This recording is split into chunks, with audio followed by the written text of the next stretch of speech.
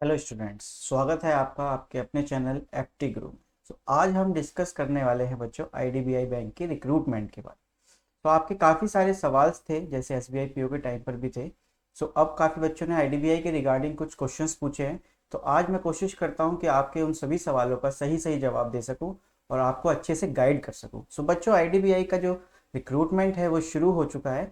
तो आपको पता होना चाहिए कि आपको फिल कहाँ से करना है। आप आईडीबीआई की साइट पे जाके इसको फॉर्म को फिल कर सकते हैं, या सरकारी रिजल्ट से जाके आप डायरेक्ट लिंक से आप फिल कर सकते हैं। बच्चों, यहाँ पर आपका सवाल बहुत सारे हैं, एक एक करके इनके जवाब देते हैं। तो सबसे पहला आपसे यही सवाल था कि वैकेंसीज में सर कुछ स्टार्स लगे हैं, कुछ डबल स्टार्स लगे हैं। बच्चों देखो, यहाँ पे मेंशन है कि जैसे एज की बात है। अब यहाँ पे आप वैकेंसीज को देख पा रहे हो बच्चों, जैसे यहाँ पे नंबर ऑफ वैकेंसीज, जो टोटल वैकेंसीज हैं बच्चों आपकी, वो 600 हैं। वो हमारी 600 वैकेंसीज हैं। ठीक है, तो कैटेगरी वाइज आपके सामने है कि जनरल की 243 है, एससी के लिए 90 है और एसटी के लिए 45 है। उसके लिए कोई दिक्कत नहीं है। लेकिन ये आपको सवाल था कि स्टार है, यहाँ पर डबल स्टार है। देखो बच्चों, स्टार का मतलब है कि रिलैक्सेशन है। जैसे अपनी कैटेगरीज हैं एस सी एस टी, उनको रिलैक्सेशन होता है हर एग्जाम में। यहाँ पर भी उनको रिलैक्सेशन है। ठीक है, यहाँ पर डबल स्टार है। डबल स्टार के लिए बच्चे पूछ रहे थे कि क्या है। देखो, एग्जाम जो है वो किसी भी डेट को हो सकता है। बैंक के हाथ में है कि वो कब चाहता है उस एग्जाम को करवाना। अब जब बैंक चाहेगा तब होगा। ये टेंटेटिव डेट है, मतलब ये डेट फिक्स नहीं है। हो सकता है कि इसी डेट को एग्जाम हो, बट ऐसा भी है कि आगे पीछे डेट को शिफ्ट किया जा सके। और यहाँ पर आप देख रहे हैं कि हैश लगा हुआ है 600 वैकेंसीज के साथ। हैश का मतलब ये है कि बैंक बिल्कुल अपनी तरफ से इनको बढ़ा सकता है, इनको घटा सकता है, इनको कैंसिल कर सकता है। बैंक के पास राइट है कि वो इनको बढ़ा भी सकता है और इनको घटा भी सकता है। बट यहाँ पर एक बात है कि देखो, जब ये 600 वैकेंसीज हैं, इसमें से सिर्फ 400 जो है वो कॉल लेटर्स जाएंगे। पहली स्टेज में सिर्फ 400 बच्चों को कॉल लेटर्स जाएंगे, एंड जो रेस्ट 200 होंगे वो अकॉर्डिंग टू बैंक की जो प्रायोरिटी होगी, या बैंक को जिस हिसाब से भी बच्चे की रिक्वायरमेंट होगी, बैंक उसके बाद उसको फॉरवर्ड करना शुरू करेगा। आपकी 600 वैकेंसीज में से पहले कितनी आपके निकलेंगे बच्चों? 400 जो है वो आपके पहले कॉल लेटर्स जो है वो आउट होंगे, एंड देन उसके बाद 200 अकॉर्डिंग टू बैंक रिक्वायरमेंट वो आपके आगे इशू किए जाएंगे। ठीक है, फॉर्म जो है वो कब से कब तक भरे जाएंगे? फॉर्म जो फिल होंगे बच्चों वो 15 सितंबर से 30 सितंबर तक के बीच में होंगे। आपके सामने यहाँ पर डेट लिखी है 15 से 30 तक। आपको लास्ट जो फीस भरनी है वो भी 30 सितंबर तक आपको फिल करनी है। ठीक है, एग्जाम देखो टेंटेटिव डेट है, फिर से वही कि 20 तारीख को हो सकता है कि हो, और हो सकता है कि बैंक आगे पीछे उस डेट को कर दे। ठीक है, जो आप यहाँ पर देख पा रहे हैं बच्चों पहले कॉलम में कि 31 अगस्त 2023, ये एज के लिए क्या क्राइटेरिया है? बच्चों, यहाँ पे एज के लिए क्राइटेरिया ये है कि जो मैक्सिमम एज होती है आपकी, तो वो इस डेट को उससे ज़्यादा ना हो। इस डेट को अगर कोई 25 का है देन वो एप्लीकेबल है, बट अगर वो इस डेट को 26 का हो जाएगा तो वो एप्लीकेबल नहीं है, जनरल के केस में अगर हम बात करें। एंड रेस्ट के लिए आपको पता है कि किसी के लिए 3 साल की रिलैक्सेशन है, किसी के लिए 5 ईयर्स की रिलैक्सेशन है। चलिए बच्चों, आगे बढ़ते हैं। यहाँ पर वही सब बताया गया कि आप इंडिया के नागरिक होने चाहिए और आपको क्या क्या होना चाहिए। फिर एजुकेशनल क्वालिफिकेशन में अगर हम बात करें तो आपके पास ग्रेजुएशन होनी चाहिए। किसी भी इंडिया में जो भी आपके पास यूनिवर्सिटीज़ हैं उसमें से किसी भी यूनिवर्सिटी से आपका ग्रेजुएशन कंप्लीटेड होना चाहिए। ठीक है, बट यहाँ पे आप अपियरिंग ना हो, आपके पास ग्रेजुएशन की डिग्री होनी चाहिए बच्चों। ठीक है, चलिए नेक्स्ट बढ़ते हैं। ये देखिए, एज रिलैक्सेशन आपको बताई गई कि एससी और एसटी के लिए जो है वो 5 साल की रिलैक्सेशन हैं, एंड देन 3 एंड देन 10। तो डिपेंड करता है वो कैटेगरी वाइज। ठीक है, और जो आपकी फ़ीस होगी बच्चों वो नॉन रिफंडेबल है, इस बात का ध्यान रखना। मेंशन किया है बैंक ने कि जो फीस होगी आपकी वो नॉन रिफंडेबल होगी। ठीक है, अगर एग्ज़ाम कैंसिल भी होता है तब भी आपकी जो फीस है वो नॉन रिफंडेबल है। ठीक है, क्योंकि बैंक के पास पूरा पूरा हक है कि वो कैंसिल भी कर सकते हैं वैकेंसीज को, और बढ़ा भी सकते हैं, घटा भी सकते हैं। चलिए, अब आपके पास जो मेन है, तो फीस जो है जनरल वालों के लिए 1000 है, एंड रेस्ट के लिए 200 प्लस चार्जेस है। ठीक है बच्चों, आप जाके डायरेक्टली आईडीबीआई की साइट से आप इसको फॉर्म को फिल कर सकते हैं, या मैंने आपको बताया कि सरकारी रिजल्ट से भी आप भर सकते हैं, वहाँ पर भी आपका है। पेमेंट मोड आपको पता ही है, आप जैसे चाहें वैसे आप पेमेंट अपनी कर सकते हैं। ठीक है। सो बच्चों जो आपकी जो एज देखी जाएगी वो आपकी देखी जाएगी 10th और 12th की मार्कशीट के बेस पे, या तो आपकी 10th की मार्कशीट में लिखा होगा या 12th की मार्कशीट में लिखा होगा। बेसिकली 10th की मार्कशीट में आपकी जो है वो डेट ऑफ बर्थ मेंशन होती है, तो उसी को आपका सच्चाई मानी जाएगी कि आपकी जो डेट ऑफ बर्थ है वो एक्चुअल में ये है। ठीक है, चलिए फिर आगे बढ़ते हैं और आगे आपका सिलेक्शन प्रोसेस की बात करते हैं बच्चों। सो सिलेक्शन प्रोसेस में इसमें सिंपल है कि इसमें एक ही एग्जाम होता है और उसके बाद आपका इंटरव्यू होता है बच्चों।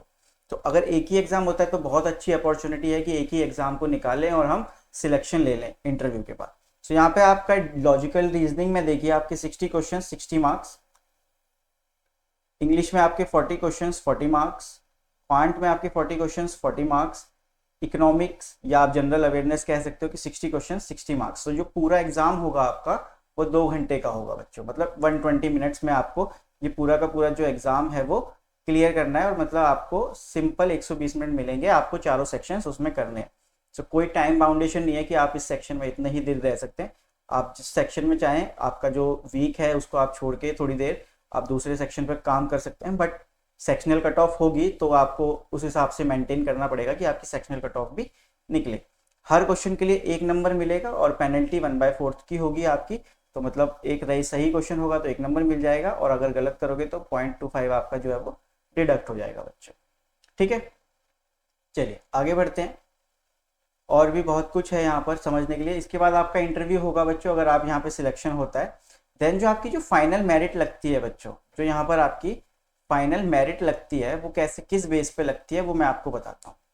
जो फाइनल मेरिट आपकी लगती है, आपकी जैसे मेंस मतलब जो आपका एग्जाम हुआ उसमें अगर आपके 100 मार्क्स हैं, उसमें अगर आपके 100 मार्क्स है तो इसका जो 3/4 होगा, इसका 3/4 जो होगा वो प्लस जो आपका इंटरव्यू होगा 100 मार्क्स का, उसमें से आपके जितने भी मार्क्स आएंगे, आपके जितने भी मार्क्स आएंगे उसका 1/4, इन दोनों का जब सम होगा तो उसके बाद एक मेरिट निकलेगी जिसे हम मेरिट बोलेंगे, लास्ट मेरिट, जिसके बेस पे आपका सिलेक्शन होगा। मतलब जो आपका 200 मार्क्स का एग्जाम होगा उसमें से आपके जितने भी मार्क्स आएंगे उसका 3/4, जो इंटरव्यू होगा आपका उसमें से 1/4, एंड देन दोनों का जो हम एकदम कंबाइन करेंगे उसके बाद जब रिजल्ट निकलेगा वो कंबाइंड में निकलेगा इन दोनों का। ठीक है, सो आपको जो इंटरव्यू होगा बच्चों वो आपका क्वालिफाइंग इन नेचर होगा, बट जनरल वालों को उसमें 50% मार्क्स चाहिए ही चाहिए एंड रेस्ट कैटेगरीज को उसमें 45% मार्क्स चाहिए ही चाहिए। अगर आप 50 नहीं ला पा रहे हैं, अगर आप जनरल के हैं,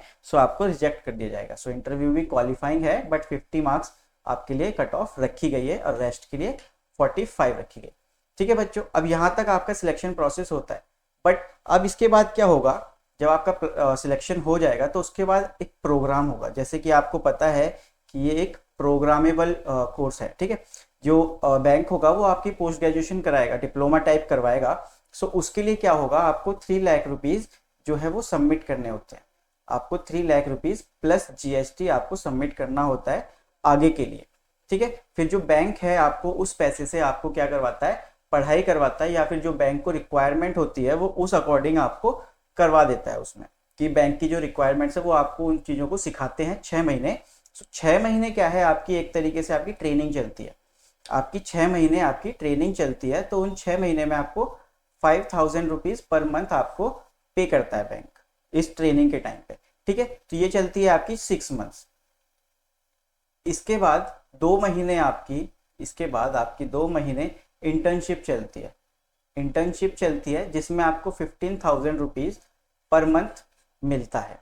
ठीक है, तो बच्चों 6 महीने आपकी ट्रेनिंग चलती है बैंक की तरफ से, जो आपने 3 लाख रुपीज़ आपको पे करने पड़ते हैं डिप्लोमा के लिए।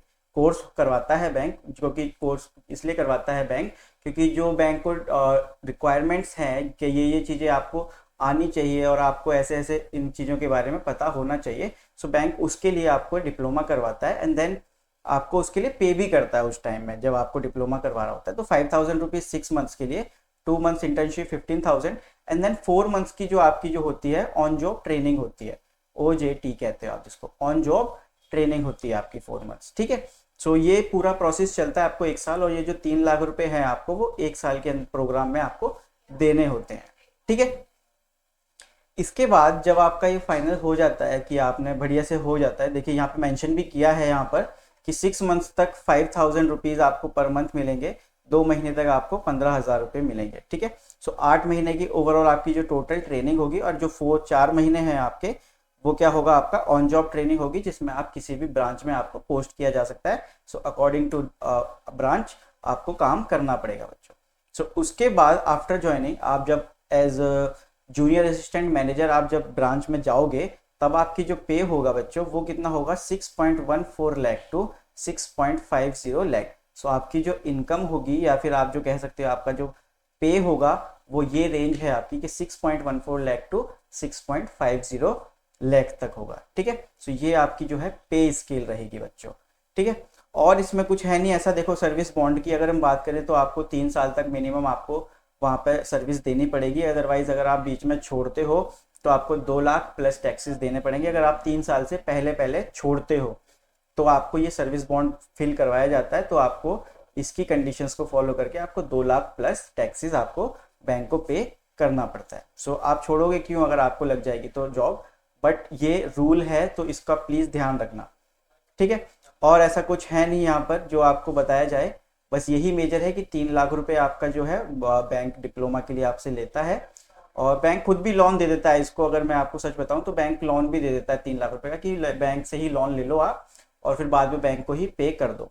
सो ऐसा भी हो जाता है। ठीक है, सो ये आपकी मेजर जो यहाँ पे गाइडलाइंस थी वो यही थी, और यहाँ पे ऐसा कुछ है नहीं। और बस मैं आपको एक बार कट ऑफ के बारे में और बता देता हूँ कि लास्ट ईयर की कट ऑफ्स क्या क्या रही थी। ठीक है, सो अगर लास्ट ईयर की कट ऑफ की बात करें, सो 200 मार्क्स का आपका एग्जाम होता है बच्चों, 200 मार्क्स का एग्जाम होता है, और तो उसकी कट ऑफ गई थी आपकी 74.75। ये एग्जाम की आपकी गई थी। ठीक है, ये जो एग्जाम होता है आपका, एक जो एग्जाम होता है उसकी कट ऑफ थी 74.5। बट अगर हम ओवरऑल कट ऑफ की बात करें कि एग्जाम प्लस इंटरव्यू, तो उसकी जो कट ऑफ गई थी बच्चों आपकी, वो गई थी 80.88।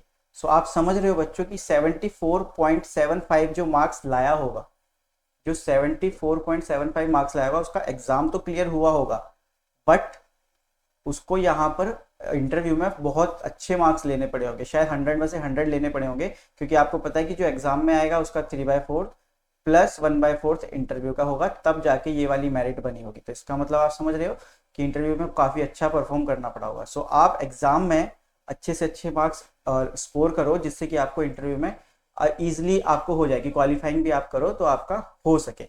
सो इस चीज़ का ध्यान रखना। और अगर हम 2021 की बात करें तो वहाँ पे कट ऑफ गई थी शायद 85.5, I am not sure, but मुझे जितना याद है तो वो गई थी शायद 85.5 अगर हम 2021 की बात करें। सो ये एग्ज़ाम प्लस इंटरव्यू था, एग्ज़ाम प्लस इंटरव्यू थी ये वाली। तो बच्चों आप देख रहे हैं कि इंटरव्यू और प्लस एग्ज़ाम के बाद जो एक हमारी कट ऑफ है वो काफ़ी हाई जा रही है। तो इसका मतलब है कि हमें 200 में से काफ़ी अच्छा स्कोर करना पड़ेगा। सो अकॉर्डिंग टू मी, अगर आप 125 तक स्कोर कर देते हैं आउट ऑफ 200, सो आपके चांसेस बहुत अच्छे हो जाते हैं कि आपका एग्ज़ाम जो है वो क्लियर हो जाए। ठीक है बच्चों, तो ये थी हमारी IDBI के बारे में थोड़ी सी नोटिफिकेशन जानकारियाँ, जो ज़रूरी चीज़ें थी मैंने आपके साथ डिस्कस कर दी हैं। सो आप जाइए IDBI की वेबसाइट पर जाइए और फॉर्म को फिल कीजिए और सिलेक्शन लीजिए। हमारी तरफ से बेस्ट ऑफ लक, पूरा एप्टी गुरु आपके साथ है, और आप अच्छे से पढ़ाई करें और सिलेक्शन लें। Thank you students.